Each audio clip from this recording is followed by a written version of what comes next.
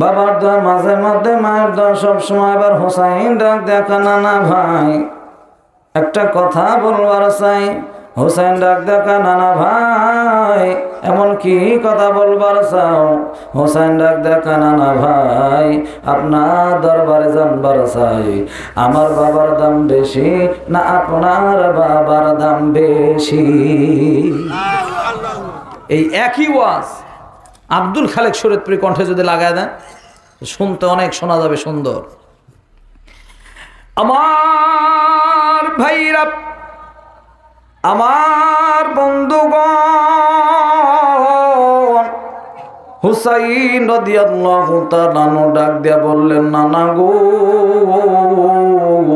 আমি আপনার দরবারে একটা কথা জিজ্ঞাসা করব। নবী বললেন, হুসাইন রে, এমন কি কথা তুমি আমায় জিজ্ঞাসা করবা? হোসেন ডাক দেখা, নানা ভাই আমি আপনার দরবারে জানতে চাই, আমার বাবার দাম বেশি না আপনার বাবার দাম বেশি? এরকম বলেন তো, সেই জন্য তো খাটনির ব্যাপার আছে। আর আমি অত খাটনি করে আমার লাভ কি? টাকা কি আমাকে বেশি দিবে? ওই বগুড়ার আপনার রুহুল আমিন যুক্তিবাদী, ওর সাথে আমি সেকেন্ড বক্তা, প্রধান বক্তা। কমিটির লোকের চাপ, কালেকশন করাই লাগবে, একটু সময় বেশি লেগে গেছে। ওই সে আমাকে কানে কানে বলতেছে, তোকে এত ওয়াজ করবার কে কছে? তোকে টাকা বেশি দিবি? ভাইরা আমার, কাম টু মাই পয়েন্ট। বলছিলাম আলিয়ার কথা। ইমাম মালিক রহমাতুল্লাহ আলাইহির মায়ের নাম সে আলিয়া, যদিও কালো কিন্তু তার অন্তরটা বড় ভালো। 30 পারা কোরআনের হাফেজা। পছন্দ করলো না, আমার বেটা অসুবিধা নাই, বিয়ে করবে, আমি যেভাবে বলবো আমার ছেলে সেভাবে শুনবে।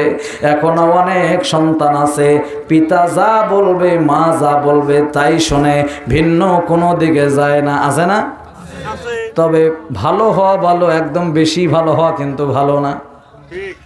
অনেক বেটা, অনেক সন্তানরা বাপ মায়ের কথা শুনতে গিয়া, আপনার 10 টাকা লাগবে আপনার শ্যাম্পু কেনার জন্য, বউয়ের মাথার তেল কেনার জন্য 100 টাকা লাগবে, এই তেল কেনার জন্য বাপের কাছ থেকে টাকা চাওয়া লাগে।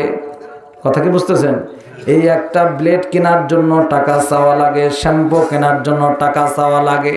দীর্ঘদিন ধরে বউয়ের মাথায় কোনো তেল নাই, সাবান নাই, বউ কাঁদতেছে, বাপের বাড়ি চলে যাব। বলে, যা, অসুবিধা নাই, আমার আব্বা যতদিন টাকা না দেবে ততদিন পর্যন্ত তোর সাবান শ্যাম্পু হবে না। এ স্বামী হিসাবে 1 নাম্বার দুজকে যাবে। কথা কয় না? বাপ মায়ের কথা এই জায়গায় অবশ্যই আপনাকে ফলো রাখা লাগবে, তাদের হকও আদায় করা লাগবে, আপনার ঘরের বউয়ের হকও আদায় করা লাগবে। মা বোনরা খুশি হয়ে গেছে না? আমাদের পক্ষে মনে হয় একটু ওয়াজ টোয়াজ করবো, একটু বসেন। সেই আলিয়ার কথা বলছিলাম। এই আলিয়া বিয়ের জন্য বলল, চাচা এসেছেন আমাকে দেখার জন্য, আপনার ছেলের জন্য, আপনার ছেলে আমাকে বিয়ে করবে। এত কত রঙের পাত্র আসলো, কিন্তু যে আমাকে বরপক্ষ দেখে তখনই পালাই চলে যায়। না, এত কালো মেয়ে বিয়ে করা যাবে না। বলে, আমার ছেলে ওই রকম না, আমার ছেলে আমার কথা মতোই চলবে। ঠিক আছে, দিন তারিখ করা হলো, বিয়ের বন্দোবস্ত হয়ে গেল, বিয়েও হয়ে গেল। বাসর রাত, প্রথম রাত, বউ ঘোমটাটা বড় করে দিয়ে বসে আছে। ইমাম মালিকের বাবা আল্লাহর কাছে দোয়া করতো, আল্লাহ তুমি আমার কপালে একটা সুন্দরী বউ মিলায়া দিও। আচ্ছা বলেন, তোর কপালে কি সুন্দরী না কালি? কালি। অনেক সময় চাই একরকম, আল্লাহ দেয় আরেক রকম। দেয় না? দেয় না? চাইছে একরকম কিন্তু হইছে আরেক রকম। অনেকে ছেলের জন্য কান্দে কিন্তু হইল মেয়ে, মেয়ের জন্য কান্দে, ওর সওয়ালই হয় না। কি আছে না? যেই প্রেমিকারে খুঁজতে খুঁজতে প্রেমিকার পিছনে দৌড় পারলো, সেই প্রেমিকা অন্য জায়গায় বিয়ে হয়ে গেল। তখন ও গান বলতেছে, আমি চাইলাম যারে ভাবে পাইলাম না তারে, সে এখন বাস করে আখেরের ঘরে। নাকি বলে? ভাইরা আমার, বাবাজিরা আমার, ওই ছেলেটা বছর রাতের বড় ঘন্টা দেখে চিন্তা করতেছে, আল্লাহ না জানি আমার জন্য কি বরাদ্দ রাখছো, ঘন্টাটা তুলবো কি তুলবো না, দেখবো কি দেখবো না, কিন্তু বিয়ে করছে দেখাই তো লাগবে।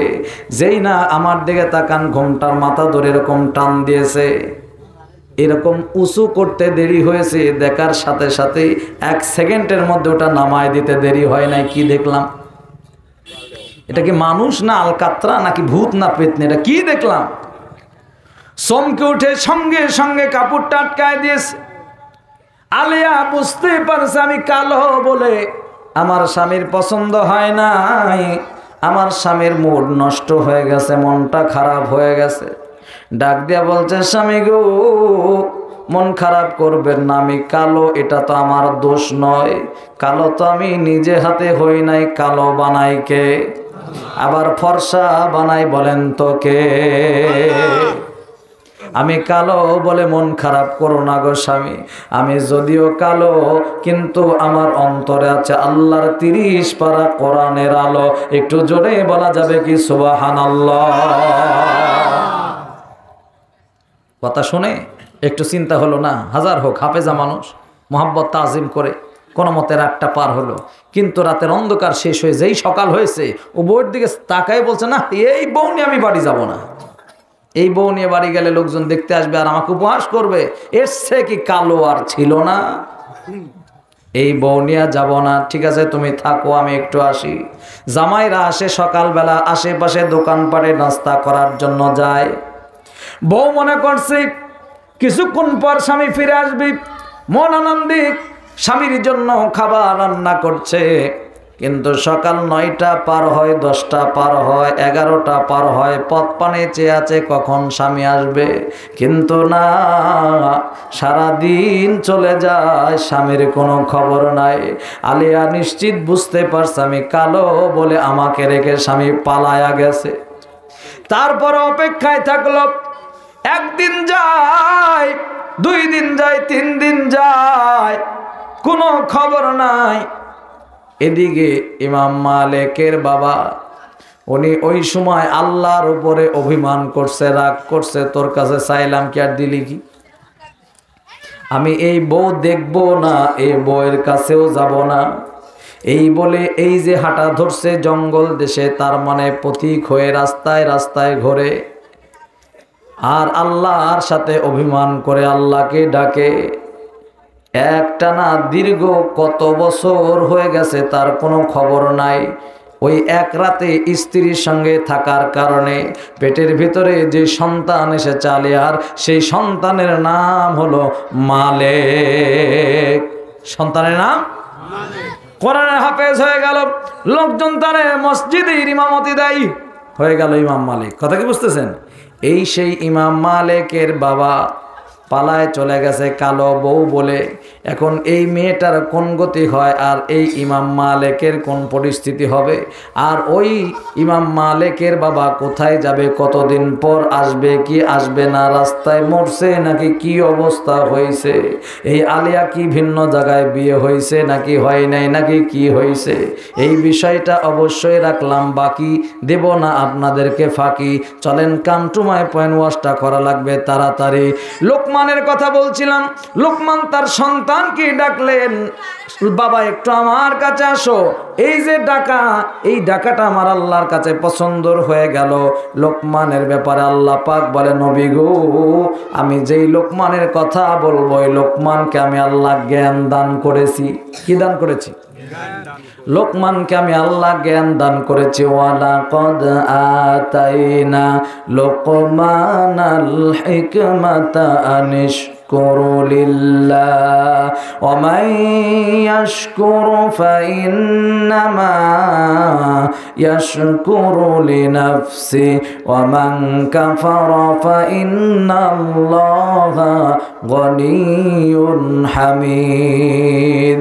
ওই লোকমানকে আমি আল্লাহ জ্ঞান দান করেছি, পরামর্শ দেওয়ার জন্য, সন্তানকে নসিহত করার জন্য সন্তানকে ডাকলেন, বাবা গো একটু আমার কাছে আসো, আমার কাছে বসো, আজকে স্পেশাল তোমাকে কয়টা নসিহত করব। কিন্তু এখন বাপ তার সন্তানকে ডাকা তো দূরের কথা, বাপ বেটার সাথে কোনো সম্পর্ক নাই, একই বাড়িতে থাকে, বাপ বেটার 27 দিন কোনো কথা হয় না, আছে না নাই? রাস্তা দিয়ে যায়, পিতা হিসাবে সন্তানের কাছে একটা সেলট পাওয়ার যোগ্যতা তার আছে, হক তার আছে, কিন্তু সন্তান বাবাকে একটা সালাম পর্যন্ত দেয় না, এমন সন্তান মনে হয় নাই? নাই, খামার পতরিয়া নাই। বাপ বেটার সম্পর্ক ভালো না, সম্পর্কটা কেমন হওয়া উচিত? অবশ্যই আজকের ওয়াজটা শুনলে আপনারা বুঝতে পারবেন। লোকমান হাকিমকে আরেকবার বলেন তো আল্লাহ কি দান করেছে? এই একই লোকমানকে যে আল্লাহ জ্ঞান দান করেছে, ওই একই আল্লাহ আমাকেও আপনাকে জ্ঞান দান করছে। কিন্তু লোকমান আল্লাহর কাছে এত পছন্দের হয়ে গেল, লোকমানের নামকরণের রেকর্ড হয়ে গেল, কিন্তু আমি আপনি আজও আল্লাহর দরবারে পছন্দ হতে পারলাম না। তার কারণটা কি? লোকমানকে যে আল্লাহ জ্ঞান দিয়েছে, ওই জ্ঞানটা লোকমান হাকিম ইসলামের পক্ষে ব্যয় করেছে, দ্বীনের জন্য ব্যয় করেছে, কোরআনের জন্য ব্যয় করেছে। এই লোকমান ইসলামের জন্য তার সময়গুলো অতিবাহিত করত, জ্ঞান খাটাতো, মেধা খাটাতো। কিন্তু আমাদের জ্ঞান দ্বারা আমরা শয়তানের কাজে মেধা খাটাই, তাগুদের পক্ষে মেধা খাটায়। আর আল্লাহ বলে যারা আমার পক্ষে, দ্বীন ইসলামের পক্ষে জ্ঞানটাকে খরচ করলো, ব্যয় করলো, আমি আল্লাহ রাব্বুল আলামিন ওই বান্দা বান্দির অভিভাবক হয়ে যাব। যারা এই জ্ঞান শয়তানের পক্ষে, তাগুদের পক্ষে খাটালো, আমি শয়তানকে সরাসরি তাদের অভিভাবক বানিয়ে দেব। আল্লাহ রাব্বুল আমিন বলে আল্লাহু ওয়ালিয়ুল্লাযীনা আমানু ইউখরিজুহুম মিনাজ যুলুমাতি ইলান নূর ওয়াল্লাযীনা কাফারু আউলিয়াউহুমুত তাগুত। আল্লাহ রাব্বুল আমিন বলে যারা এই জ্ঞান ইসলামের জন্য খাটালো, আমার কোরআন মানলো, ইসলাম মানলো, আমি আল্লাহ তাদের অভিভাবক হয়ে যাব। আর যারা এইগুলো করলো না, শয়তানকে তাদের অভিভাবক বানিয়ে দেব। আপনারা বলেন তো দেখি, শয়তান যদি কারো অভিভাবক হয়, তার জাহান্নাম ছাড়া কি আর কোনো গতি আছে? আর আল্লাহ যদি কারো অভিভাবক হয়, তার তো আর ইহকাল আর পরকাল কোনো কালে চিন্তা নাই। ফামান তাবিয়া হুদায়া ফালা খাউফুন আলাইহিম ওয়ালা হুম ইয়াহজানুন। আল্লাহ বলে তোমাদের কাছে হেদায়েত পাঠানো হলো, এই হেদায়েত যারা গ্রহণ করবে, ইহকাল পরকাল কোনো কালে তাদের চিন্তা নাই। এবার আমরা বলেন তো কার গোলাম হয়ে চলবো? আল্লাহর কথা মতো চলবো, আমরা আল্লাহর গোলাম হয়ে চলবো। আল্লাহর গোলাম হলে ইহকাল পরকালে কোনো কালে চিন্তা আছে? মাওলাজিরি গোলামের ওই, মাওলাজিরি গোলামের ওই কোনো চিন্তা নাই। চলো নবীজির জান্নাতে মদিনাতে যাই, চলো নবীজির জান্নাতে মদিনাতে যাই। লোকমান তার সন্তানকে ডাকলেন, নসিহত দিচ্ছেন, বাবা এই কাজগুলা করবা। সন্তান যারা আছো, পিতার সাথে কি আচরণ করতে হয়, পিতার সাথে কিভাবে কথা বলতে হয়, ভালো করে শুনে নাও। পিতা মাতা বড় নিয়ামত। যার বাপ নাই তাকে জিজ্ঞাসা করো বাপের কি মর্যাদা, যার মা নাই তাকে জিজ্ঞাসা করে দেখো মায়ের কি মর্যাদা। মা আছে বলেই, বাবা আছে বলেই কদর নাই, কিন্তু আজ মরে গেলে দেখবা মা আর বাপ ছাড়া তোমার দুনিয়াটা কেমন ফাঁকা ফাঁকা, একা একা হয়ে যাবে। এই মা বাপের সঙ্গে কিভাবে কথা বলতে হয় আল্লাহ রাব্বুল আমিন বলে ওয়াকাদা রাব্বুকা আল্লা তা'বুদু ইল্লা ইয়্যা ওয়া বিল ওয়ালিদাইনি ইহসানা। আপনি এত উঠাউঠি করতেছেন কেন? এত অল্প লোক। আল্লাহ রাব্বুল আমিন বলে, ও পৃথিবীর সন্তানেরা, আমি আল্লাহর জান্নাতে যদি যেতে চাও, দুইটা কর্মসূচি আজ থেকে নিয়ে যাও। এক নাম্বার কর্মসূচি হলো গোলামি করা লাগবে কার? বলেন বলেন কার? গোলামি করা লাগবে আমি আল্লাহর। আর দুই নম্বর ইম্মা ইয়াবলুগান্না ইনদাকাল কিবারা আহাদুহুমা আও কিলাহুমা ফালা তাকুল্লাহুমা উফফিন ওয়ালা তানহারহুমা ওয়া কুল্লাহুমা কাওলান কারীমা। পিতামাতার ইহসান করবা, মনে রাখবা তাদের সাথে হাতের আঙ্গুল উঁচু করে কথা বলবা না, ধমক দিয়ে কথা বলবা না, চোখ রাঙিয়ে কথা বলবা না। নবী বলেন পিতামাতার সঙ্গে যারা খারাপ আচরণ করবে, পিতামাতার সন্তুষ্টিতে আছে আল্লাহর সন্তুষ্টি, আর পিতামাতার অসন্তুষ্টিতে আছে আল্লাহর অসন্তুষ্টি। রিদার রাব্বি ফি রিদাল ওয়ালিদাইন, যারা বাপ মাকে খুশি করতে পারলো তারা যেন আমার আল্লাহকে খুশি করতে পারলো, আর যারা পিতামাতাকে খুশি করতে পারলো না তারা যেন আমার আল্লাহর জান্নাতে যেতে পারলো না। মা বাবার কথা মতো যে জন চলে না, আল্লাহ নবীজির দয়া তারা পাবে না। এই সঙ্গীতটা আপনাদের সবার জানা আছে না? এই লাইনটা তো সবাই বলতে পারেন, একটু জবান খুলে আমার সাথে বলেন। মা বাবার কথা মতো যে জন চলে না, আল্লাহ নবীজির দয়া তারা পাবে না। ওরে আল্লাহ নবীজির দয়া তারা পাবে না। মা বাবা অতি আপন, মা বাবার করহ যতন, মা বাবা অতি আপন, মা বাবার করহ যতন। তিন কথারই সাথী পায়া ভুইলা যাইও না, আল্লাহ নবীজির দয়া তারা পাবে না। তোমরা কোনো দিনও তোমরা কোনো দিনও মায়েরই মনেতে কষ্ট দিও না, তোমরা কোনো দিনও বাবারই মনেতে কষ্ট দিও না। আরে মার কলি যায় দুঃখ দিলে আল্লাহ যে সহে না, আরে মার কলি যায় আঘাত দিলে খোদা যে সহে না।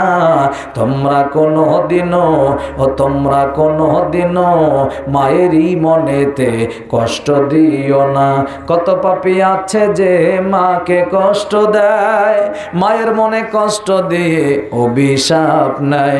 ছোট্টবেলার কথা বন্ধু তোমার মনে কি পড়ে না, ছোট্টবেলার কথা বন্ধু তোমার মনে কি পড়ে না। তোমরা কোনো দিনও মায়েরই মনেতে কষ্ট দিও না, তোমরা কোনো দিনও বাবারই মনেতে আঘাত দিও না। যখনই বাবা তার সন্তানকে ডাকলো বিনয়ের সাথে, আমার দিকে তাকান, লোকমানের বেটা মাথাটা নিচু করে দাঁড়িয়ে আছে। বাপ যেন কি বলবে, ডেকে বলছে বাবা গো, এই দুনিয়া হলো ক্ষণস্থায়ী, আখিরাত হলো চিরস্থায়ী। এই দুনিয়াতে বেশি দিন থাকা যায় না, মাত্র 50 বছর, 60 বছর, 100 বছর, 200 বছর। কিন্তু পরকাল এমন একটা জগৎ, এই জগতের শুরু আছে কিন্তু শেষ হবে না। আর এই দুনিয়ার যা কিছু দেখতেছো সবগুলা হলো নকল। ভাই বলো, বন্ধু বলো, বান্ধব বলো, যা দেখতেছ সবাই নকল। এই চোখের পাতা বন্ধ হওয়ার সাথে সাথেই সবাই পর হয়ে যাবে। তোমার আসল একটা সুন্দর বাড়ি হবে, সেই বাড়ি হলো কবরের বাড়ি। তোমার একটা জগৎ পাড়ি দেওয়া লাগবে, সেই জগতের নাম হলো কবর জগৎ। এই দুনিয়ার যা কিছু দেখেন আপনারা বলেন এবার আসল না নকল? এই দুনিয়ার যা আছে এগুলো আসল না নকল? এগুলাতে কোনো লাভ নাই, কিয়ামতে কোনো কাজে লাগবে না। এই দুনিয়ার সবই নকল, ওরে এই দুনিয়ার সবই নকল, আসল কিছুই নয়। এক আল্লাহর গোলাম আমি, এই তো পরিচয় আমার। এক আল্লাহর গোলাম আমি, এই তো পরিচয়। এই দুনিয়ার সবই পর, কবর যে তোর আসল ঘর। এই দুনিয়ার সবই পর, কবর যে তোর আসল ঘর। কেমনে থাকবি পড়ে শুধুই মাটির বিছানা, চিন্তা করে দেখো না কবরে কি যাইবা না। ও মনে চিন্তা করে দেখো না কবরে কি যাইবা না।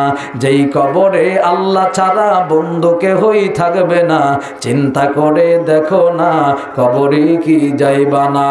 আমার বন্ধুগণ, এবার লোকমান সন্তানকে ডাক দিয়ে বললেন, বাবা গো, তোমাকে আজকে স্পেশাল 6টা নসিহত করব। জোরে বলেন, কয়টা নসিহত? 6টা নসিহত করব। এই 6টা নসিহতের 1 নম্বর লোকমান হাকিম ডেকে বললেন, বাবা গো, 1 নম্বর নসিহত হলো, এই পৃথিবীতে যতদিন বাঁচবা আমার আল্লাহর সাথে শিরিক করবা না। ওয়াইয ক্বালা লুকমানু লিবনিহি ওয়া হুয়া ইয়াইযুহু ইয়া বুনাইয়া লা তুশরিক বিল্লাহ। একটু 2 হাত উঁচু করে বলা যাবে কি আল্লাহু আকবার? লোকমান তার সন্তানকে বলছে, বাবা 1 নাম্বার নসিহত হলো আল্লাহর সাথে শিরিক করবা না, কারণ শিরিক বড় মারাত্মক গুনাহ। শিরিকের গুনাহ আল্লাহ খুব সহজেই মাফ করবে না। তাওবাতুন নাসুহা, খালেস দিলে তওবা না করা পর্যন্ত শিরিকের গুনাহ মাফ হয় না। শিরিক কি জিনিস এটা কিন্তু আমাদের অনেকের জানা নাই। শিরিককে যদি আমরা ভাগ করি, প্রধানত 2 ভাগে ভাগ করা যায়। একটা হলো ছোট আর একটা হলো বড়। ছোট শিরিক হলো আল্লাহর প্রায় 99টা নাম আছে। কয়টা? এই নামগুলার সাথে সিফাতের সাথে শিরিক করা। আল্লাহর 99টা নামের মধ্যে একটা নাম আছে রহমান। নাম কি? আছে না? আছে না? এই রহমান আর বাড়ির পাশেও নাম আছে তার রহমান। 2 রহমানের কাম কি একই নাকি? আমার আল্লাহ জি রহমান, এতই দয়া এতই মায়া। আমার আল্লাহ নামের এতই দয়া, আমার আল্লাহ নামের এতই মায়া, লুকিয়ে রাখছেন হে আল্লাহ। আমার আল্লাহ নামের এতই মায়া। এই আল্লাহ রাব্বুল আমিন গোটা বিশ্ব মানবতার মুক্তি দেওয়ার জন্য রহমান হিসাবে 30 পারা নূর নামক কোরআন গোটা বিশ্ববাসীর জন্য দান করে দিয়েছেন। আর রহমান আল্লামাল কুরআন খলাকাল ইনসান। 3 বার আয়াত পড়ছি। একবার আল্লাহু আকবার তো খুব আস্তে বের হয়েছে। এটা আমি খুব কষ্ট করে বললে আপনারা খুব জোরে সরি বলতেন। আর রহমানু আল্লামাল কুরআন খলাকাল ইনসান।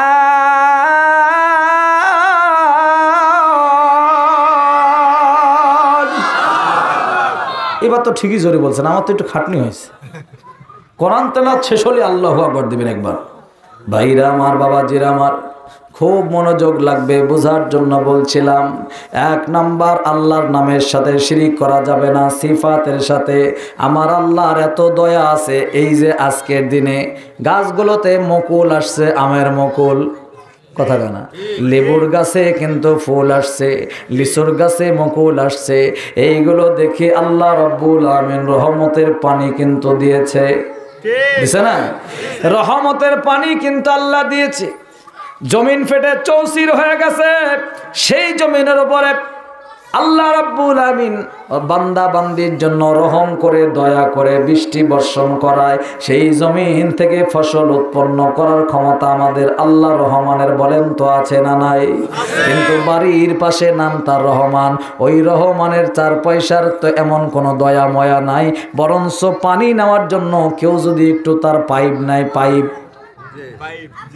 একটু যদি তার পাইপ নাই, যদি জানতে পারে মতলব আলী তার পাইপ নিয়েছে, এই রহমান মতলব আলীর 14 গোষ্ঠী উদ্ধার করে।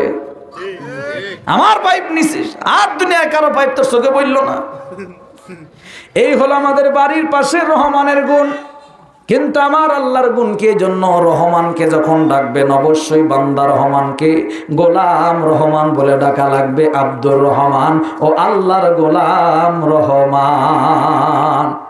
অহরহ কিন্তু আমরা এই ভুলগুলা করতেছি না ভাই? এটার ব্যাপারে আর নম্বর নয়। 2 নম্বর বড় শিরিক, শিরিক আকবর যেটাকে বলা হয়, আল্লাহর ক্ষমতার সাথে পাওয়ার দেখানো।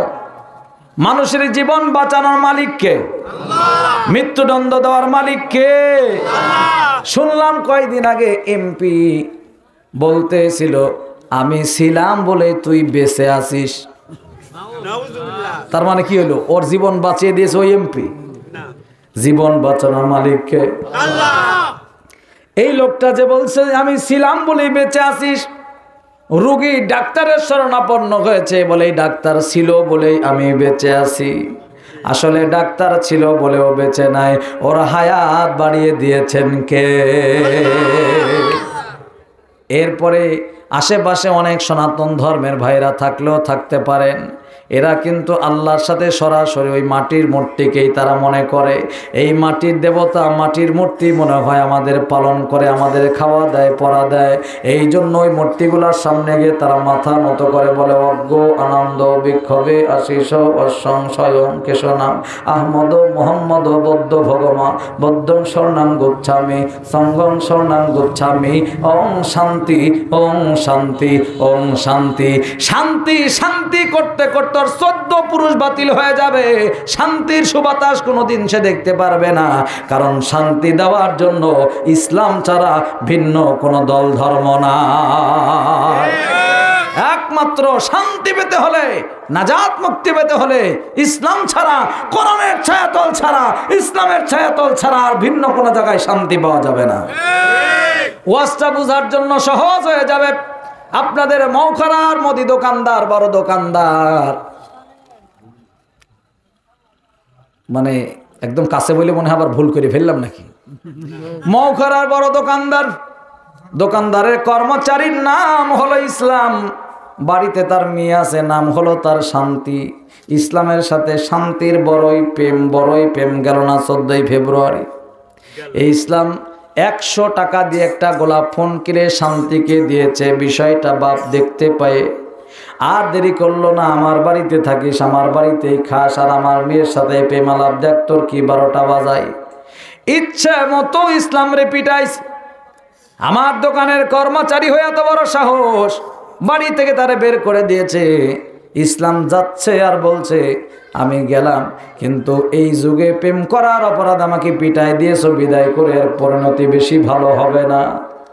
আপনার কি বলে রাজাকার, আপনার ওই থানার মোড়ের সেই চৌরাস্তার মাথায় দাঁড়িয়ে, অথবা সিরাজগঞ্জের চৌরাস্তার মাথায় দাঁড়িয়ে, অথবা বনপাড়া বাইপাসের চৌরাস্তার মাথায় দাঁড়িয়ে ইসলাম শান্তির কাছে টেলিফোন করছে, শান্তি রে কোথায় তুই?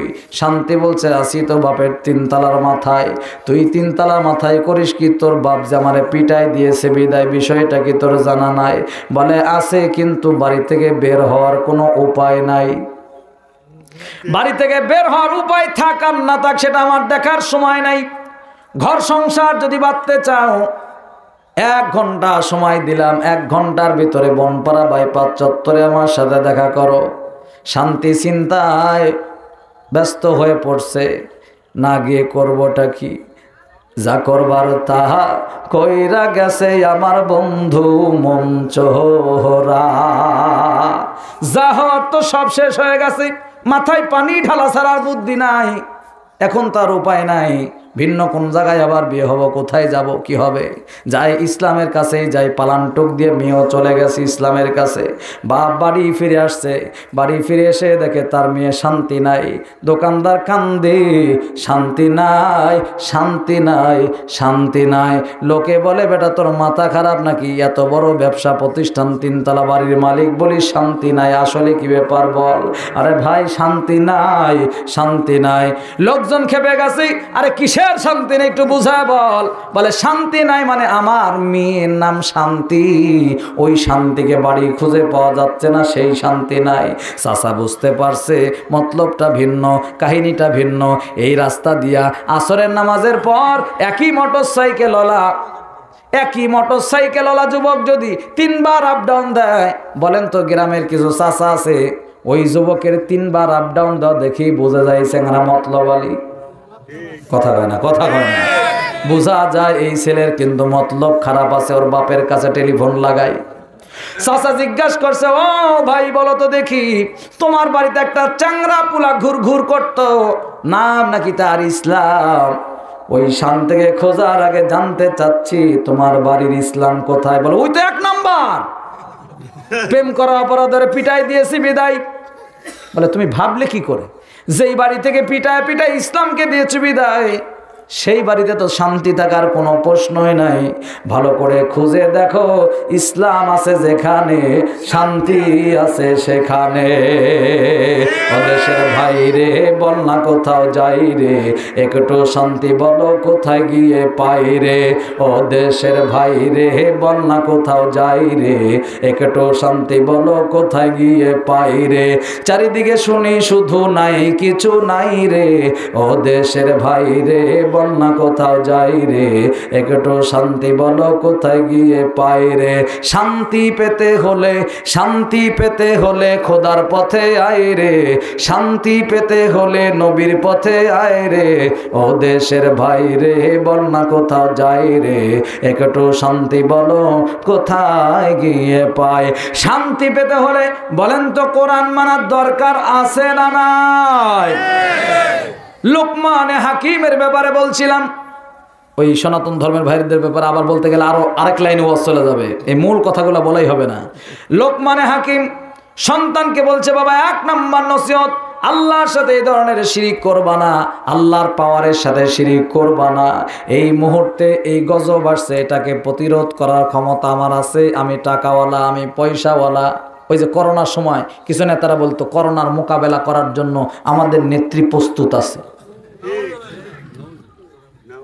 এরপরে যেই করোনা চলে গেল, তখন ওইটা মিডিয়ার সামনে দাঁড়িয়ে বলছে আমরা করোনার মোকাবেলা করে কেবলমাত্র সোজা হয়ে দাঁড়ালাম। কথা কি বুঝতেছেন? তো এইগুলো হচ্ছে শিরকি কথাবার্তা। আর আল্লাযিনা কাফারু, সূরা মুহাম্মাদের 1 নম্বর আয়াত, আল্লাযিনা কাফারু ওয়া সাদ্দু আন সাবিলিল্লাহি আদাল্লা আমালাহুম। আল্লাহর সাথে যারা কুফরি করবে, এই কুফরি শুধু হিন্দুরাই করে না, 96% 92% মুসলমানের দেশের মোড়ে মোড়ে, রাস্তার মোড়ে মোড়ে মূর্তি বানানো হয়েছিল। তার কারণ কি? গবেষণা কি আপনাদের আছে? যদি এখান থেকে 100 বছর পর নতুন প্রজন্ম যারা আসবে, তারা যেন এসে দেখে 56,000 বর্গ মাইলের এই বাংলাদেশ, এটা হিন্দু সংস্কৃতির বাংলাদেশ ছিল, কোনো মুসলমানদের বাংলাদেশ ছিল না। আর রাস্তাতে ওই মূর্তিকে দেখেই বাবাকে একবার করে সেলুট দেয়, যতবার সেলুট দেবে ততবার শিরকের গুনাহ তার আমলনামায় উঠবে। ভাইরা আমার, বাবাজিরা আমার, আসল কথাই যাই। তাহলে লোকমান বলছে 1 নাম্বার নসিহত, শিরিক করা যাবে না। 2 নাম্বার নসিহত, খুব মনোযোগ লাগবে। এই মসজিদ বানিয়েছেন বলেন তো কি করার জন্য? নামাজ। বলেন কি করার জন্য? নামাজ পড়ার জন্য। কিন্তু দুঃখ, আফসোস, পরিতাপের বিষয়, মসজিদ আছে কিন্তু মুসল্লি নাই। অনেক মসজিদ আছে ইমাম আর মুয়াজ্জিন তারা 2 জন মিলেই জামাত করে। আবার অনেক মসজিদ আছে মুয়াজ্জিন একাই আজান দেয়, একাই নামাজ পড়ায়। আছে না? আছে। লোকমান তার সন্তানকে বললেন, বাবা 2 নাম্বার নসিহত হলো, ইয়া বুনাইয়া আকিমিস সালাত।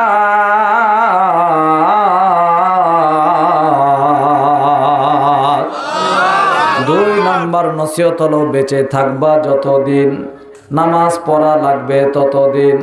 এই নামাজের ব্যাপারে আল্লাহ রাব্বুল আমিন 1টা নয় 2টা নয় 82টা আয়াত দিয়েছেন। কয়টা? 82টা আয়াত দিয়েছেন নামাজকে ফরজ করার জন্য, নামাজকে বাধ্যতামূলক করার জন্য। 82টা আয়াত দিয়েছে নামাজের জন্য। কিন্তু মুসলিম পরিবারের সদস্য নামাজ পড়ে না, তারপরেও নিজেকে ইমানদার বলে দাবি করে, মুসলমান বলে দাবি করে। এমন মুসলমান বলেন তো সমাজে আছে না না? কিন্তু নবী বলেছেন একজন মুসলমান আর কাফিরের মধ্যে পার্থক্য হলো নামাজ। কাফেরেরা নামাজ পড়ে না আর মুসলমানরা নামাজ পড়ে। এ দেখেই বোঝা যায় কে ইমানদার আর কে বেঈমান। নামাজের কথা 1 জায়গায় নাই, 2 জায়গায় নাই। গতকালকে নামাজের ওয়াজ করতে যেয়ে গন্ডগোল লেগে গেছে। কালকে আমি মাহফিল করছিলাম খুবজিপুর, চর পিপলা না কি যেন না, তো সেই জায়গার এক সভাপতি এছিল স্বৈরাচারের গোলাম, মানে কুদ্দুস এমপির হয়তো বা কোনো খালতো ভাই মামতো ভাই হবে। এই সামসা মুরব্বী মানুষ, চুল দাড়ি সাদা হয়ে গেছে বেটার। আমি ওয়াজ করতেছি, নামাজের ওয়াজ এই জায়গায় করে কোনো লাভ নাই চাচা। এই জায়গায় আমি যতই কান্দাকাটি করে ওয়াজ করি, কবরে সাপ আছে, কঠিন বিপদ হবে, কে শোনে কার কথা? ফজরের সময় মসজিদে আজান দিচ্ছে হাইয়া আলাল ফালা, দুর্বল কোম্পানির ইমানদাররা বলছে আপাতত ইমাম মসজিদ, তোরা দুই ভাই চালা, নাকি এরকম লোক আছে না? কিন্তু এই ওয়াজ না, এই ওয়াজ এই জায়গায় নয়। এই নামাজের আইন বাধ্যতামূলকভাবে পার্লামেন্ট থেকে, মুসলমানের রাষ্ট্র সংসদ ভবন থেকে পাশ করা লাগবে। দলিলটাও দিলাম, দলিলও দিলাম। সূরা হজের 41 নম্বর আয়াতে আল্লাহ পাক বলে আল্লাযীনা ইম্মাক্কান্নাহুম ফিল আরদি আকামুস সালাত ওয়া আতাউয যাকাতা ওয়া আমারু বিল মা'রুফি ওয়া নাহাউ আনিল মুনকার। মুসলমানদের যারা লিডার হবে, যারা নেতা হবে, পার্লামেন্টের যারা দায়িত্ব পাবে, তারা প্রথম নম্বর 4টা কর্মসূচি পার্লামেন্টে আইন পাস করবে। কয়টা? একটু হাত দেখান তো, কয়টা? 4টা কর্মসূচি আইন পাস করবে। 1 নম্বরে হলো নামাজের কথা। 1 নম্বর নামাজ কায়েম করবে। 2 নম্বর তারা যাকাত কায়েম করবে। 3 নম্বর তারা সৎ কাজের আদেশ করবে। 4 নম্বর তারা অসৎ কাজে নিষেধ করবে। এই কথা যেই বলেছি, ওই চাচা বলতেছে আপনার ওয়াজ ঘুরাই করেন। এই নদজুয়ার একবার ওয়াজ করছিলাম জলিল নেতার বাড়িতে। এক হুজুর আমার পাশে বসে আছে, সে হুজুর ওই কুদ্দুস এমপিও আমার পাশে বসে আছে। তো কুদ্দুস এমপি আমার উপর রেগে গেল।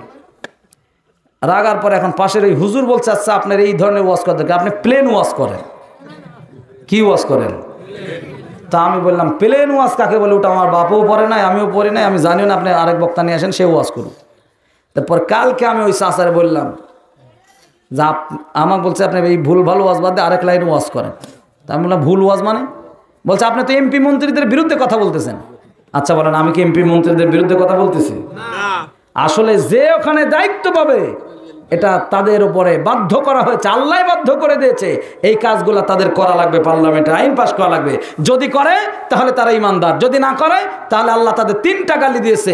ফাসিক, আল্লাহ তাদেরকে কাফের বলেও গালি দিয়েছে, তাদেরকে জালিম বলেও গালি দিয়েছে। অমাল্লাম ইয়াহকুম বিমা আনজালাল্লাহু ফাউলাইকা হুমুল কাফিরুন, অমাল্লাম ইয়াহকুম বিমা আনজালাল্লাহু ফাউলাইকা হুমুল ফাসিকুন, অমাল্লাম ইয়াহকুম বিমা আনজালাল্লাহু ফাউলাইকা হুমুজ জালিমুন। আল্লাহ বলছে এরা সবচেয়ে বড় জালেম যারা পার্লামেন্টে নামাজের কথা কয় না। এরা সবচেয়ে বড় ফাসিক যারা পার্লামেন্টে মুসলমানের পক্ষে, ইসলামের পক্ষে নামাজের কথা কয় না। এই বাটপাররা ওই জায়গায় বসে থাকে। আজ 53 বছর পার হয়ে গেল, এত সরকার আসলো, এত সরকার গেল, আজ পর্যন্ত পার্লামেন্টে নামাজের কথা কেউ বলল না। আসলে বলার দরকার ছিল না, কিন্তু বলল না কেন? গবেষণা করে আবার ধরা বলল লিমা তাকুলুনা মা লা তাফালুন। আল্লাহ বলছে নিজে যা করো না মানুষকে তা তোমরা বলো না। তার মানে ওরা নিজেরাও নামাজ পড়ে না, তাই তো বলি, নইলে ওরা মানুষকে কেন বলে না? নিজেরাও পড়ে না আর মানুষদেরকে ওরা বলে না। কারণ জানে যদি দেশের সব লোক নামাজি হয়ে যায় তাহলে রাস্তার খুয়ার টাকা চুরি করবে কিডা? সব লোক যদি নামাজি হয়ে যায় তাহলে রডের বদলে বাঁশ দিবে কিডা?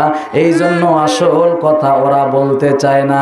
আল্লাহ বলে ইন্নাস সালাতা তানহা আনিল ফাহশাই ওয়াল মুনকার, নিশ্চয়ই নামাজ পড়ে মানুষকে অন্যায় এবং ফাহিশা কাজ থেকে বাঁচায় রাখতে।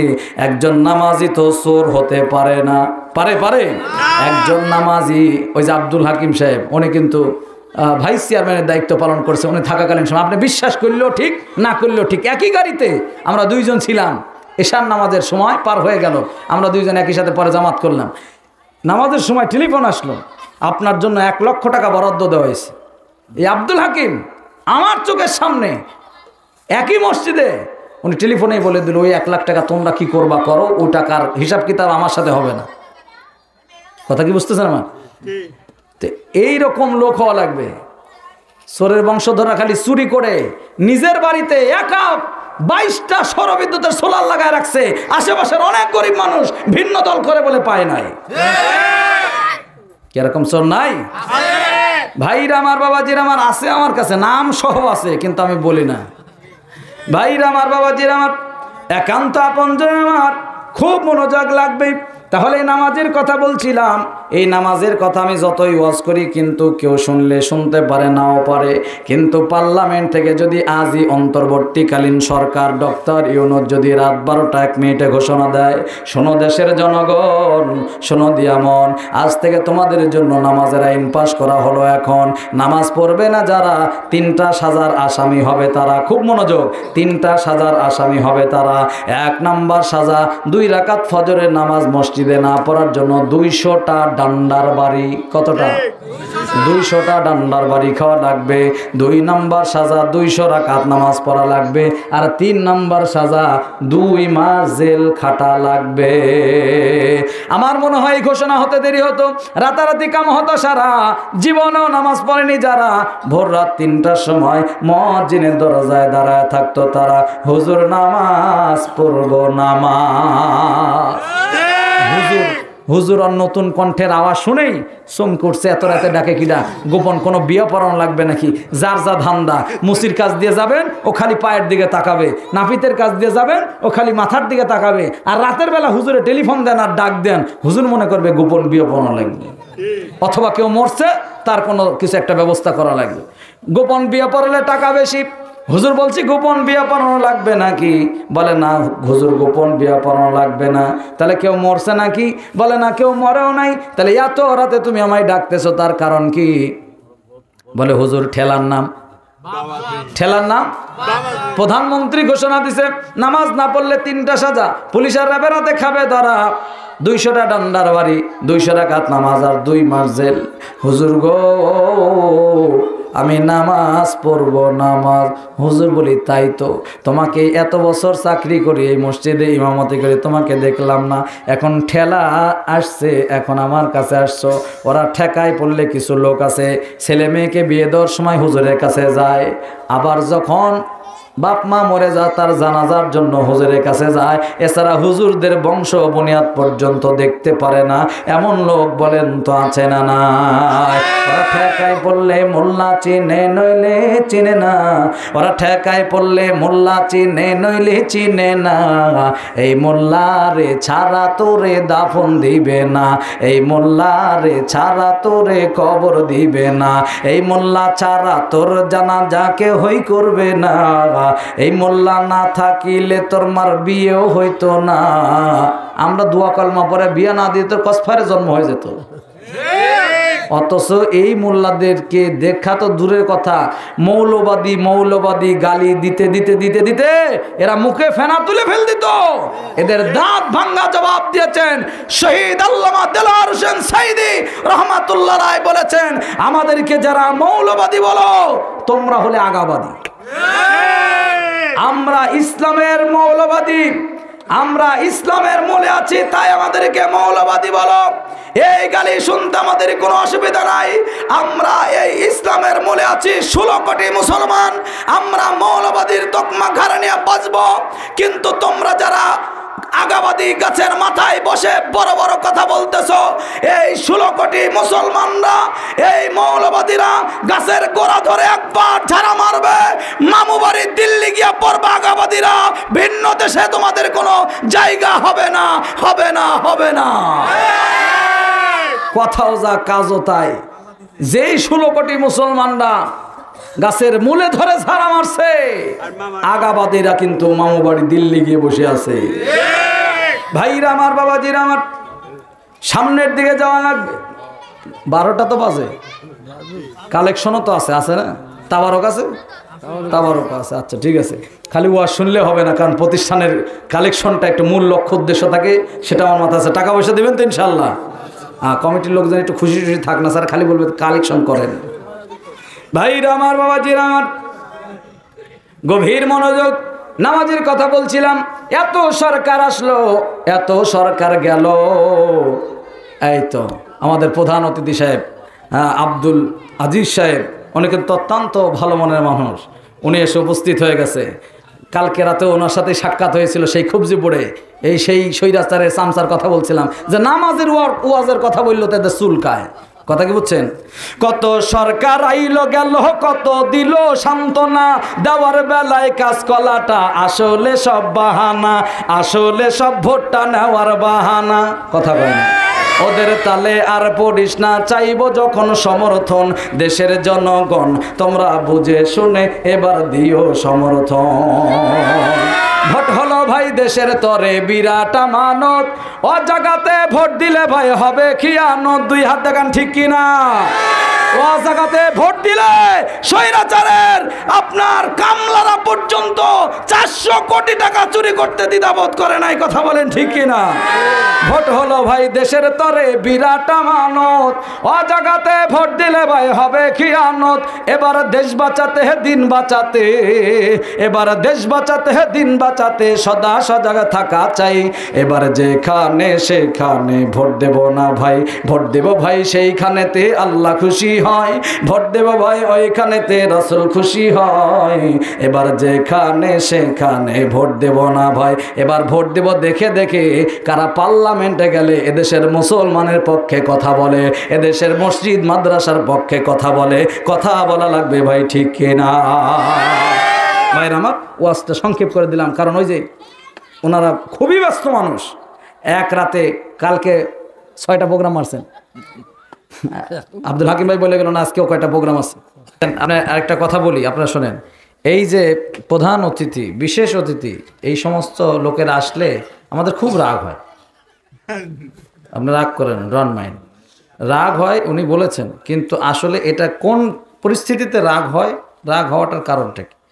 কিছু লোক আছে স্বৈরাচারের লোক, ওয়াজ মাহফিল বন্ধ করে রেখে আমার বসায় রেখে 42 মিনিট বক্তব্য দিয়েছে। কয় মিনিট? সাধারণ কমন সেন্স যদি থাকতো 42 মিনিট বক্তব্য দিত? কলাকান্তনগর মাঠের কথা আমার মনে আছে। কলাকান্তনগর মাঠে আমি দাঁড়ায় থেকে ওয়াজ করছিলাম, মনে আছে না?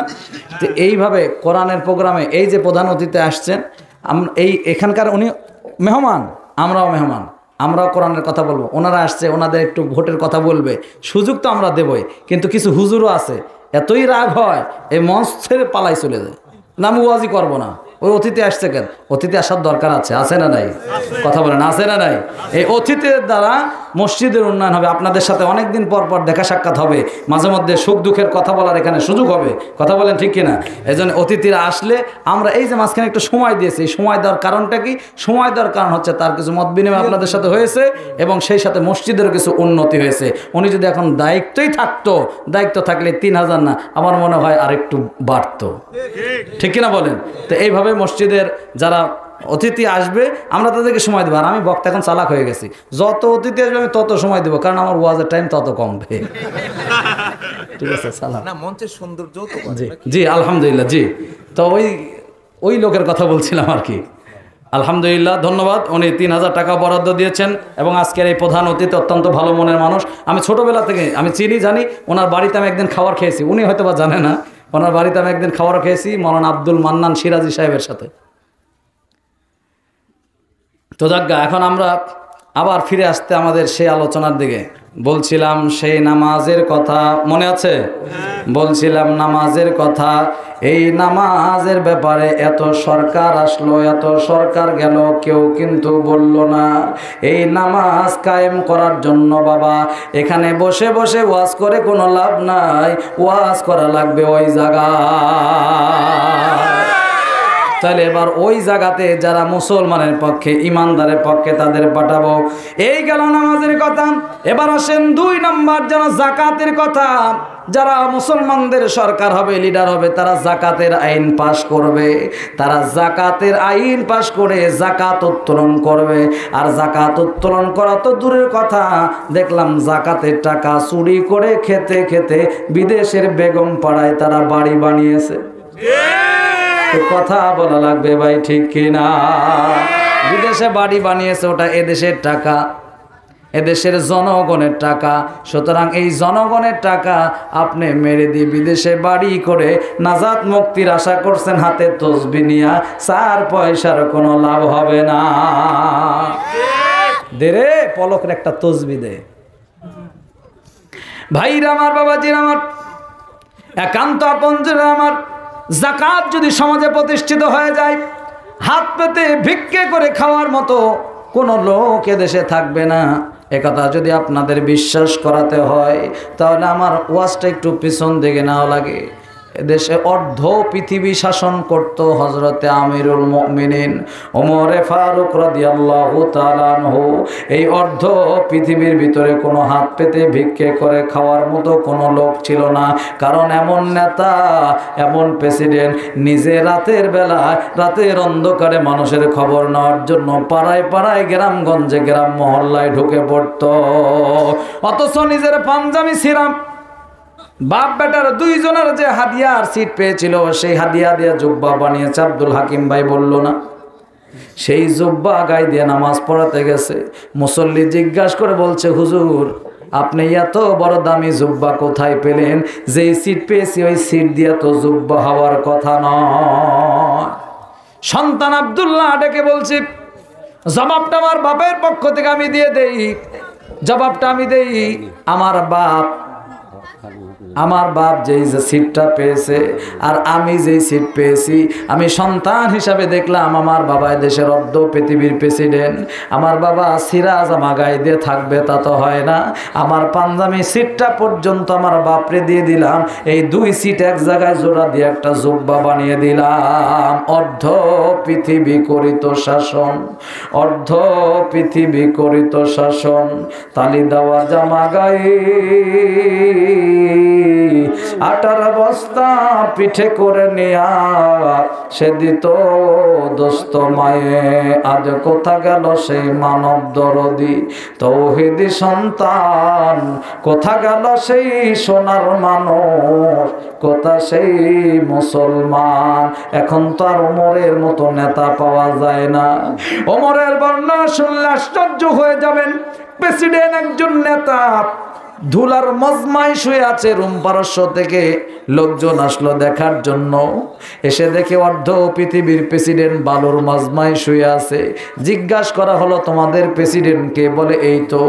বলে অর্ধ পৃথিবীর প্রেসিডেন্ট তো বালুর ভিতরে শুয়ে থাকার কথা নয়, তার বড় দামি জায়গা থাকার কথা। বলে মুসলমানদের নেতা এমনই হয়, নিজে মাটিতে থাকে কিন্তু জনগণের জন্য রাতের অন্ধকারে কাজ করে। রওনা দিলেন জনগণের খবর নেওয়ার জন্য। হঠাৎ জীর্ণ শীর্ণ একটা কুড়ি ঘর থেকে কান্নার আওয়াজ, ছোট ছোট বাচ্চাদের হাউমাউ আহাজারি কান্নার আওয়াজ। আমিরুল মুমিনিন ওমরে ফারুক রাদিয়াল্লাহু তাআলা কানের মধ্যে ঢুকলো। বুঝতে পারলেন মনে হয় এই বাড়িতে কোনো বাচ্চাদের কিডন্যাপ করা হয়েছে। একটু দেরি করলেন না, দৌড়াইয়া সেই বাড়ির সামনে হাজির হয়ে গেল। কান পাতে যতই কান লাগায় ততই শুধু বাচ্চাদের কান্নার আওয়াজ শোনা যায়। বাইরে থেকে ডাক দেওয়া হলো, ভিতরে কেউ আছুক? মহিলার কণ্ঠে আওয়াজ হয়ে আসলো, কে? বলে আমি যেই হই না কেন, পরিচয় হবে পরে, আগে বলো বাচ্চারা কান্না করতেছে তার কারণ কি? তুমি কি বাচ্চাদের কিডন্যাপ করছো নাকি? এই বাচ্চারা কেন কান্দি? বলে না, আমি বাচ্চাদের কিডন্যাপ করি নাই, এই বাচ্চাগুলো আমার। এই বাচ্চাগুলা আজ 3 দিন যাবত আমার বাড়িতে খাবার নাই, ক্ষুধার যন্ত্রণায় বাচ্চাগুলা কান্দে। আমি তাদের শুধু সান্ত্বনা দেই, তোমাদের খাবার রেডি হচ্ছে, খাবার রেডি হচ্ছে। তখনই আমিরুল মুমিনিন ওমর ফারুক রাদিয়াল্লাহু তাআলা দেখলেন চুলার ভিতরে আগুন জ্বালানো, পাতিলও চুলার উপরে বসানো। তাহলে খাবার নাই, পাতিলে কি আছে? বলে পাতিলের ভিতরে পানি আর পাথর দিয়ে জাল করতেছি। বাচ্চাদের বুঝায়, বাবা অপেক্ষা করো, কিছুক্ষণ পর তোমাদের খাবার ব্যবস্থা হয়ে যাবে। কিন্তু ক্ষুধার যন্ত্রণা সহ্য হয় না বলে এই বাচ্চাগুলো কাঁদতেছে। আমিরুল মুমিনিন ওমরে ফারুক রাদিয়াল্লাহু তাআলা বর্ণনাটা শুনে সাথে সাথে চোখ দিয়ে পানি বের হয়ে গেল।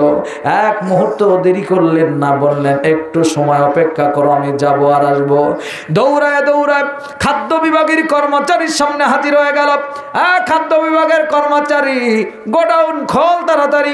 গোডাউনটা খুললো যখন, আমিরুল মুমিনিন ডাক দিয়া বলল, আটার বস্তা আমার মাথায় উঠায় দেখুন।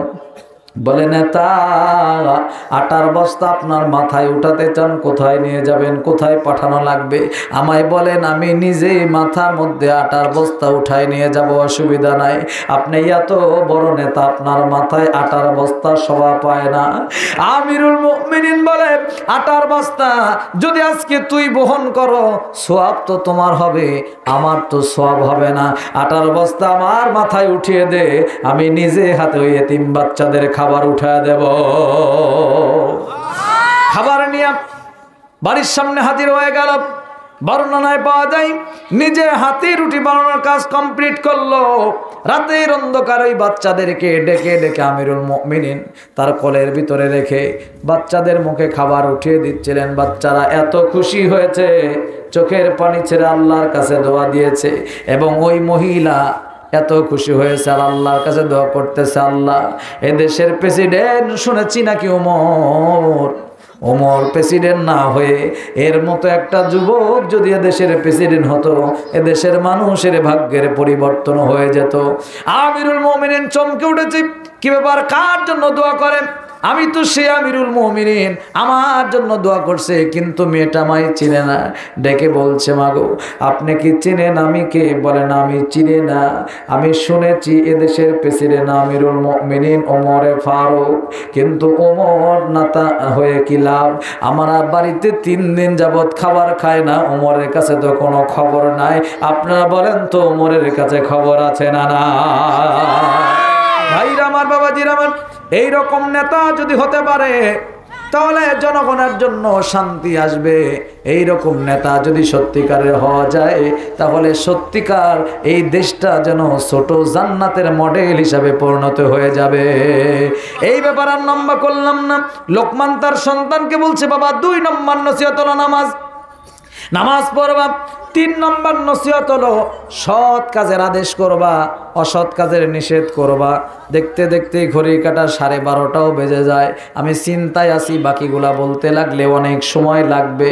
এখন ওয়াজ করলে তো কালেকশনও করা লাগবে, আর আপনাদের ধৈর্য নষ্ট হয়ে যাবে। এই জন্য চিন্তা ভাবনা করে দেখতেছে আর কতক্ষণ বলা যায়। আর কিছুক্ষণ বলবো, মোটামুটি আর 10-20 মিনিট এরকম বলবো। হ্যাঁ, মালিকের কাহিনী, হ্যাঁ ওইটা তো বলবো ইনশাল্লাহ। তো সে অনেক সময়ের ব্যাপার ভাইজান। আজকের মতো ওয়াজ আর না করি। এই মসজিদের ব্যাপারে অবশ্যই যেহেতু রমজান মাসের কথাও বলার দরকার। এই মসজিদ কার ঘর? জোরে বলা লাগবে, কার ঘর? আল্লাহর ঘর।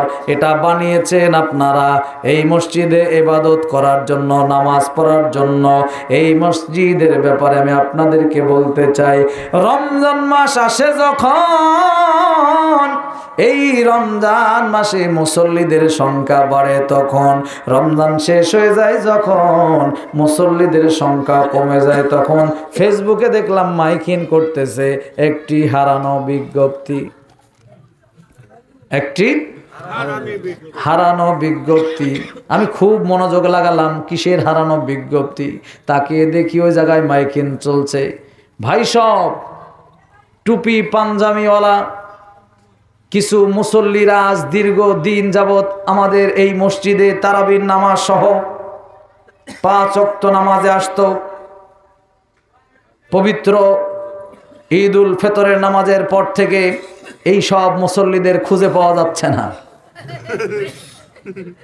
যদি আপনারা কেউ এদের সন্ধান খুঁজে পান, আবার পাঞ্জাবি টুপি দিয়ে মসজিদে পাঠিয়ে দেন। কথা কি বুঝতেছেন?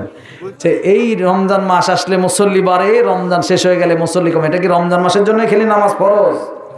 নামাজ তো সব সময়ের জন্য ফরজ, ঠিক না বলেন? এই রমজান মাসে রোজা রাখা এটাও ফরজ। আল্লাহ পাক বলে, ইয়া আইয়ুহাল্লাযীনা আমানু কুতিবা আলাইকুমুস সিয়ামু কামা কুতিবা আলাল্লাযীনা মিন ক্বাবলিকুম লাআল্লাকুম তাত্তাকুন। আল্লাহু আকবার। আল্লাহ বলে, হে ইমানদাররা, তোমাদের জন্য আমি সাওমকে ফরজ করলাম কেন? লাআল্লাকুম তাত্তাকুন, যাতে তোমরা মুত্তাকি হতে পারো, তাকওয়ালা হতে পারো।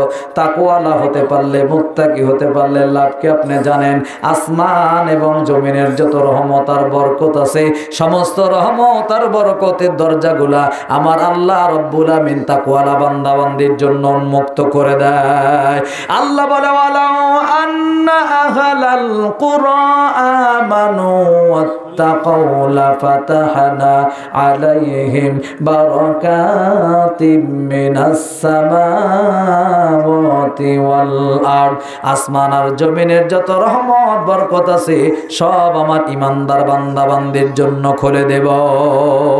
আপনারা কি চান না আসমান জমিনের সমস্ত রহমত আপনারা পান? এই রহমত পাওয়ার জন্য, বরকত পাওয়ার জন্য আল্লাহর দেওয়া বিধিবিধানগুলো আমাদের জীবনে বাস্তবায়ন করতে হবে। আর এই মসজিদের দিকে আপনাদের অবশ্যই দানের হাতকে একটু প্রসারিত করতে হবে, কারণ এই যে দান করবেন, এই দান আপনার জন্য। কার জন্য? এই দান আপনার নিজেরই উপকারের জন্য। আপনি যত ইবাদত করবেন এটা আপনার নিজেরই উপকারের জন্য, কারণ মরে যাওয়ার পর, মানুষ মারা যাওয়ার পর টাকাও দান করতে পারবে না, মানুষ মারা যাওয়ার পর কোনো ইবাদত করতে পারবে না, মানুষ মারা যাওয়ার পর কোনো ভালো কাজ করতে পারবে না, কারণ এই দুনিয়াতে আপনি যা দান করবেন, যা আপনি ভালো কাজ করবেন, এগুলো আপনি আমলনামা হিসাবে পাবেন। আর এই দুনিয়া ছেড়ে বন্ধু বিদায় হলে আপনার বউ বাচ্চারা জায়গা জমি নিয়ে গন্ডগোল করবে, আপনার জন্য 2, 4, 10, 20 হাজার টাকা কিন্তু মসজিদ দেওয়ার মতো সময় তাদের থাকবে না। আমি নিজে দেখেছি, সন্তান তার বাপের জানাজা ঠেকায় দিয়েছে। ওরা 4 ভাই, কয় ভাই? ওরা 4 ভাই। সন্তান বাপের জানাজার লাশ ঠেকায় দিয়েছে। যতক্ষণ পর্যন্ত জায়গা জমির ফায়সালা না হবে ততক্ষণ পর্যন্ত আজ বাপের জানাজা হবে না। কার জন্য আপনি কি করলেন? যাদের জন্য মাথার ঘাম পা ফেলায় অক্লান্ত পরিশ্রম করলেন, তারা আপনার জানাজা আটকায় দিল, তারা আপনার জানাজা আটকা দেয় জায়গা জমির ভাগ বন্টনের জন্য। তার মানে এখান থেকে বোঝা যায় এই দুনিয়াতে আসছি একা, যাওয়া লাগবে একা, বউ বাচ্চা ছেলে মেয়ে সঙ্গী আমার কিন্তু কেউ হবে না। যেতে হবে খালি হাতে, যেতে হবে খালি হাতে, সঙ্গে কিছুই যাবে না। 3.5 হাত জায়গা পাবি, পাবি না রে বিছানা। 6 বিহারার পালকি যেদিন, 6 বিহারার পালকি যেদিন আসিবে রে তোর দ্বারে, বন্ধু বান্ধব আপন যারা কাঁদবে যারে যারে। সারতে হবে মায়ারি বাঁধন, সারতে হবে মায়ারি বাঁধন, সাদের এই বালাখানা। 3.5 হাত জায়গা পাবি, পাবি না রে বিছানা। আপনার কি সবাই চান না আপনার কবরে আপনি বিছানা পান, আপনার কবরে আপনি জান্নাতের হাওয়া পান? আপনি কি চান না আল্লাহর আপনার ওই কবরটা জান্নাতের বাগান হয়ে যাক? কারণ এই কবর এমন একটা জায়গা, কবরে তো সবার যাওয়া লাগবে, যাওয়া লাগবে না? কবরে সবার যাওয়া লাগবে। কবর এমন একটা জায়গা, এমন একটা ঘর, মাত্র 3.5 হাতের ঘর। এই কবর ডান দিক থেকে একটা চাপ মারবে, আবার বাম দিক থেকে একটা চাপ মারবে। ডান দিকের হাড় বাম পাজরে ঢুকে যাবে, বাম পাজরের হাড়গুলা ডান পাজরে ঢুকে যাবে। এই কবর কিন্তু জায়গা ভালো নয় বন্ধু, কবর আমার আর তোমার জন্য অপেক্ষা করতেছে। এই কবরে একদিন নয় একদিন আমার তোমার সবার যাওয়া লাগবে। কথা বলেন ভাই, ঠিক কিনা? 3.5 হাত মাটির ঘর, কারো আপন কারো পর। 3.5 হাত মাটির ঘর, একটু আবেগ টাবেগ লাগবে ভাই, আপনার হাসাহাসি করলে হবে না। 3.5 হাত মাটির ঘর, কারো আপন কারো পর, কারো আবার হবে ফুলেরই বাগান, কারো আবার হবে জাহান্নাম। কাফন আমার আপন, কবর আমার ঘাটি, ওই কবরে যেতে হবে, থাকবে না কেউ সাথী, ওই কবরে যেতে হবে, থাকবে না কেউ সাথী। থাকতে হবে নিরালয়, একা একা বাসতলায়, ঠিক কিনা বলেন? থাকতে হবে নিরালয়, একা একা বাসতলায়, চতুর্দিকে রবে শুধু মাটি, কাফন আমার আপন, কবর আমার ঘাটি। ওই কবরে যেতে হবে, থাকবে না কেউ সাথী। ওই কবরে সাথী থাকবে, সঙ্গী থাকবে, আইয়ুকুম আহসানু আমালা, যে যত ভালো আমল করবে এই আমলগুলা তার সঙ্গী হয়ে যাবে। আমলের নিয়তে এই মসজিদ উন্নয়নের জন্য হাজার হাজার টাকা আপনারা দান করেছেন। শিহাবুদ্দিন সাহেবের কাছে এই গভীর রাতে আমি আপনাদের কাছে আবদার করব, বাবা এখানে যতগুলা লোক বসে আছেন এদের মধ্যে স্পেশালি মাত্র 6 জন লোকের কাছে আবদার করব, মাত্র 6 জন লোকের কাছে আবদার করব। জানি না সেই 6 জন কোন 6 জন মানুষ, কারা আল্লাহর দরবারে আজকে কবুল হয়ে যাবে। আপনার লোক যদিও কম, কিন্তু আমার কেন জানি মনে হয় আজকের দোয়া আল্লাহর দরবারে ফেরত হবে না। 6 জন মানুষ আল্লাহকে সাক্ষী রেখে আল্লাহর ঘরকে ভালোবেসে 6 জন মানুষের কাছে 3 জনের কাছে আবদার 10,000 করে টাকা দিবেন। আল্লাহ 30 পারা কোরআনের 1/5 সমপরিমাণে, তার মানে 10 পারা কোরআনকে সাক্ষী রেখে 10 পারা কোরআনকে বন্ধু বানানোর জন্য, 10 পারা কোরআনের সুপারিশ পাওয়ার জন্য 10,000 টাকা দিবেন এমন 3 জন মানুষ। আর কমপক্ষে 10 বস্তা করে সিমেন্ট দিবেন এমন 3 জন মানুষ। তার প্রথম নম্বর ওই 6 জন। আর কোন একজন ভাইসেন একটু হাত দেখাবেন, হুজুর আমি 10,000 টাকা দেব অথবা 10 বস্তা সিমেন্ট দেব। দান করিলে ধন কমে না, আখেরাতে বারে মান। আল্লাহ আমল নামার ডান হাতেতে করবে দান, দিয়া ধন বোঝে মন, দিয়া ধন বোঝে মন, কেড়ে নিতে লাগবে আল্লাহর কতক্ষণ। নদীর একুল ভাঙ্গে অকুল গড়ে, এই তো নদীর খেলা। সকাল বেলার ধনী বন্ধু ফকির সন্ধ্যা বেলার। কয়দিন আগে যারা ছিল রাজা, এখন তারা রাস্তার ভিক্ষুক হয়ে গেছে। রাস্তার ঝাড়ুদারকে আল্লাহ 5 তলা বিল্ডিং এর মালিক বানিয়ে দিয়েছে। এমন বলেন তো আছে না নাই? কে আছেন তার প্রথম নম্বরে 10 বস্তা সিমেন্ট দিবেন, 10,000 টাকা দিবেন? কে আছেন 1 নম্বরে? আপনার জন্য দোয়া করব ইনশাআল্লাহ। লা ইলাহা ইল্লাল্লাহ, লা ইলাহা। এখানে এতগুলা লোকের মধ্যে 10,000 টাকা দেওয়ার মতো কে আছেন? একজন হাত দেখাবেন, হুজুর আমি 10 পারা কোরআনকে ভালোবেসে 10 পারা কোরআনকে সাক্ষী রেখে 10,000 টাকা দেব। বাকি জি 10,000 টাকা দিবেন অথবা 10 বস্তা সিমেন্ট দিবেন, যে কোনো একটা হলে। একজন একটু হাত দেখান, 10 বস্তা সিমেন্ট অথবা 10,000 টাকা। কার দান? টাকা থাকলে ভাইজান দান করা যায় না, টাকা থাকলেই হজ করা যায় না। কারণ টাকা থাকলেই মক্কা মদিনায় যাওয়া যায় না, টাকা থাকলেই হজ করা যায় না, টাকা থাকলে দান করা যায় না। কারণ সবার দান কিন্তু আল্লাহর দরবারে গ্যারান্টেডও হয় না, আর সব লোকের টাকা দিয়ে আল্লাহর ঘর মসজিদও হয় না। আপনি কয় হাজার? 10,000। মাশাআল্লাহ, জানোয়ার মাস্টার সাহেব 10,000 টাকা। তাকবীর কে আসতে দিবেন না জোরে? লিল্লাহে তাকবীর। আনোয়ার মাস্টার 10,000 টাকা। জোরে কোন মারহাবা, আরো জোরে কোন মারহাবা। আল্লাহ তোমার বান্দা অত্যন্ত ভদ্র ভালো মনের মানুষ, 10,000 টাকা করছে দান। আল্লাহ বাপের বেটার মতো করছে কাম, বাড়া দাও মান ইজ্জতের দাম। আল্লাহ দানের উসিলায় মক্কা মদিনার মুসাফির হিসাবে কবুল করে নাও। একটু জোরে জোরে বলেন তো আল্লাহুম্মা আমিন। লা ইলাহা। মাশাআল্লাহ, আব্দুল খালেক সরকার। এমন সরকার বারবার দরকার। মাওখারা বাড়ি, আমি কি দোয়া না দিয়া পারি?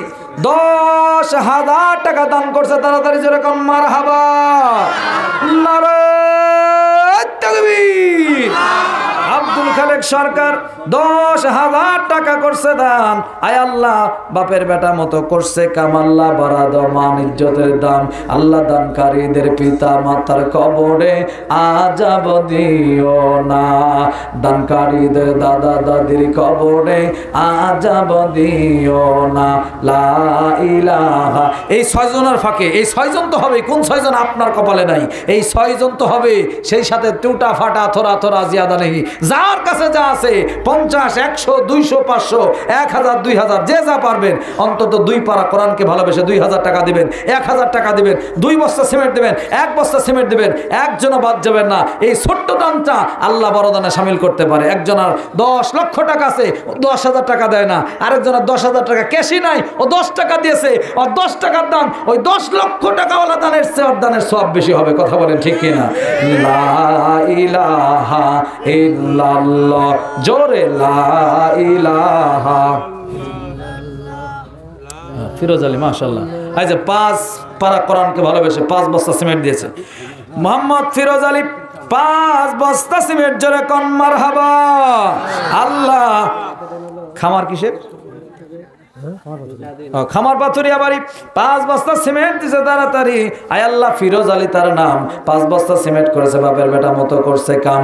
আল্লাহ দানখানা কবুল করে নেন, বালা বিপদ মুসিবত দূর করে দেন। একটু জোরে জোরে বলেন তো আল্লাহুম্মা আমিন। 5 বস্তা হয়ে গেল, সাথে 5 বস্তা দিয়ে 10 বস্তা সিমেন্টটা পূর্ণ করবেন। কে আছেন আসেন তো দেখি। এটা মনে রাখবেন, 5 হলো কত? খালি সিমেন্টটা মনে রাখবেন, তাহলে হবে।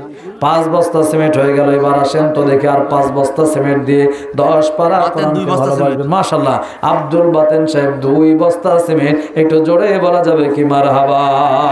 আল্লাহ তোমার বান্দা 2 বস্তা সিমেন্ট করছে, দান খানা কবুল করে নেন। 3 জন মানুষ চেয়েছিলাম 10 বস্তা করে, 5 বস্তা পাওয়া গেছে, 2 বস্তা পাওয়া গেছে। 10 বস্তা সিমেন্ট কে দিবেন? একজন একটু হাত দেখান তো দেখি ভাইজান। দেখতে দেখতে এই 30 বস্তা সিমেন্ট হয়ে যাবে, কিন্তু আপনি 10 বস্তা সিমেন্ট দিতে পারলেন না। ব্যাংক ব্যালেন্স, বাড়ি গাড়ি, টাকা পয়সা, গহনা গাটি কিছুই আপনার কবরে যাবে না, বরং সেই অর্থ সম্পদ কিয়ামতের ময়দানে বিপদের কারণ হয়ে যাবে। আল্লাযী জামাআ মালান ওয়া আদ্দাদা। হ্যাঁ বলেন। শহীদুল 2000 টাকা। শহীদুল ইসলাম ভাই 2000 টাকা, জোরে কোন মারহাবা। আল্লাহ তোমার বান্দা 2000 টাকা করছে দান, আল্লাহ দানখানা কবুল করে নেন, বালা বিপদ মুসিবত দূর করে দেন। যারা 1 টাকা দান করবে আল্লাহ তাদের 10 টাকা সমপরিমাণে বরকত দেবে। যারা 10 টাকা দেবে তাদেরকে আল্লাহ 100 টাকা বরকত। সিমেন্ট, জোরে কোন মারহাবা। 12 নম্বর সিরিয়াল হয়ে গেল। আসেন তো দেখি আর 8 বস্তা সিমেন্ট দিয়ে 20 সংখ্যাটা পূর্ণ করবেন, অথবা 5 বস্তা সিমেন্ট দিবেন, 3 বস্তা সিমেন্ট দিয়ে 15 সংখ্যাটা পূর্ণ করবেন। আসেন লা ইলাহা ইল্লাল্লাহ, জোরে লা। 2000 টাকা একবারে কয়েকটা জড়ো করে নিয়ে এসে বলবেন। আপনি একটা বলবেন, আমি আবার কয়েকবার একটু জিকির টিকির করবো, বুঝেন না? মানে 5-6টা একবার নিয়ে এসে বলবেন, তাহলে সুবিধা হবে। লা ইলাহা ইল্লাল্লাহ, জোরে লা ইলাহা। যতক্ষণ 5-6 জন হয় ততক্ষণ একটু ওয়াজ করতে থাকি, নাকি বলেন? হযরত আলী নবীর জামাই গরিব হয়ে গেছে বলেন, মোয়ের মন খুশি করতে সব সময় হয়তো বা পারে না, কিন্তু ফাতেমা জ্বরে আক্রান্ত, অসুস্থ। ফাতেমা একদিন বললে, স্বামী গো আপনার কাছে আমি একটু আবদার করব। বলে কি আবদার? বলে বেদেনা খাওয়ার ইচ্ছা হয়। কি খাওয়ার? বেদেনা খাওয়ার ইচ্ছা হয়। অনেক স্বামী আছে, টাকা আছে, পয়সা আছে, বউ বাচ্চার জন্য একদিন বেদেনা কেনে না, একদিন ফল কিনে না, এমন কৃপণ লোক বলেন তো আছে না নাই? বউয়ের জামা ছিটতে ছিটতে 36টা তালি লাগছে। বউ বলতেছে তুমি এতই কৃপণ, আমার একটা জামা পর্যন্ত কিনে দাও না। বলছে আরে জামা, তালি দেওয়া জামা গায়ে দিয়া সুন্নাত, তোর সে কত ভালো ভালো লোকেরা তালি দেওয়া জামা গায়ে দেয়, তুই 36 তালি রহিমার মা গায়ে দিলে অসুবিধা কোথায়? কি এরকম আছে না? কিন্তু বউ বাচ্চার জন্য যত টাকা আপনি খরচ করবেন, পোশাক কিনে দিবেন, খাওয়া দিবেন, ঔষধ দিবেন, চিকিৎসা দিবেন, সব কয়টা টাকা দান করার সমপরিমাণে সব আল্লাহ পাক দিয়ে দেবে। বউ বেটির পিছনে খরচ করবেন, এরা রাত জেগে আপনার জন্য দোয়া করবে, আর আল্লাহ পাক আপনার বরকত শুধু বাড়িয়ে দেবে। আপনি দিয়েই দেখেন আল্লাহ বরকত বাড়িয়ে দেবে। মা বোনরা খুশি হয়ে গেছেন, আরে আমার পক্ষে ওয়াজ করছে। হ্যাঁ, এবার আপনাদের সিরা খেতাব দূর হয়ে যাবে ইনশাআল্লাহ। ভাইরা আমার, বাবাজির আমার, হযরত আলীর কথা বলছিলাম। হযরত আলী বউকে খুশি করার জন্য একটা বেদানা কিনছে দোকান থেকে কিনে বাড়ি ফিরছিল যখন, আল্লাহর ফেরেশতা জিবরাইল আমিন হযরত আলীকে পরীক্ষা করার জন্য মানুষরূপী ফকির হয়ে সামনে দাঁড়ালো। তখন ডাক দেয়া কয়, আলী ভাই আপনার দরবারে যদি কিছু থাকে আমার কাছে আমি চাই। হযরত আলী বলে আপাতত কিছুই নাই। বলে আরে ভিক্ষা চাই। বলে কি ভিক্ষা চাও? আমার কাছে তেমন কিছু নাই। ফকির ডাক দেয়া বলে পকেটের বেদনার কথা কি মনে নাই? চিন্তা করছে নাকি যাইতাই ফকির? বলছে পকেটের বেদনার কথা কি মনে নাই? আলী সম করছে, বলে কি আমার পকেটে বেদনা আছে, এই খবরও ফকির জানে। আসলে ব্যাপারটা কি? ডাক দিয়া বলে, আলী ভাই, আপনার কাছে যা আছে তার থেকে আমি কিছু চাই। আলী চিন্তা করতেছে, এই বেদনা কিনছি বউয়ের জন্য, এই বেদনা ফকিরকে দিলে তো বউয়ের সাথে লাগবে দ্বন্দ্ব, না না আমি দিতে পারবো না। হযরত আলী বলেন, না আছে ঠিকই দেওয়া যাবে না। ফেরেশতা ফকির ডাক দে বলে, আলী ভাই, জানতে চাই তোমার বউয়ের দাম বেশি না আল্লাহর কোরআনের দাম বেশি? বলে কেন কোরআনের দাম বেশি? বলে কোরআনের দাম বেশি হলে তোমার কি মনে নাই? আল্লাহ বলে, ওয়া আম্মাসা ইলা ফালা তানহার ওয়া আম্মা বিনিআমাতি রাব্বিকা ফাহাদ্দিস। তোমাদের সামনে যদি কোনো সাইলকারে আসে তাদেরকে ফিরিয়ে দিও না, সম্ভব হলে তাদেরকে অবশ্যই দান করো, তাদের হাতে কিছু তুলে দাও। হযরত আলী চমকেছে, এত সাধারণ ফকির না, এত সাংঘাতিক ফকির, এ দেখতেছি কোরআনের হাফেজ ফকির। তো সাংঘাতিক ফকির, কোরআনের দলিল দিয়ে ভিক্ষা করতেছো, তোমার ব্যাপারটা কি, মতলব কি? বলে, আলী ভাই, অনেক দিন যাবত খাওয়া নাই। আপনারা বলেন ফেরেশতারা খায়? অনেক দিন যাবত খাওয়া নাই, সাথে যদি কিছু তাকে চাই, বেদনাটা চাই। হযরত আলী ডাক দেয়া বলে, দেওয়া যাবে না। দেব কি দেব না? এমন সময় বলে, আল্লাহর রাস্তে চাই। যেই না বলছে আল্লাহর রাস্তে চাই, হযরত আলী সম করছে, আল্লাহর রাস্তে চাই। এই জায়গায় তো কৃপণতা করে আল্লাহ নাই। বলে, আল্লাহর রাস্তে চেয়েছো যখন, অর্ধেক বেদনা দিব তোমায় এখন, আর বাকি অর্ধেকটা আমার বউয়ের জন্য নিয়ে যাব। এই বলে অর্ধেক বেদনা ভেঙে দেয়। ফেরেশতা এবার ওই বেদনাটা গোপন করে ডাক দেয়া বলে, আলী ভাই, যা দিয়েছো তা দিয়ে কিছুই হয় নাই, বাকি অর্ধেক চাই। হযরত আলী বলে, তুই তো সাংঘাতিক ফকির, বাকি অর্ধেক নিলে বাড়িতে গন্ডগোল লাগবে।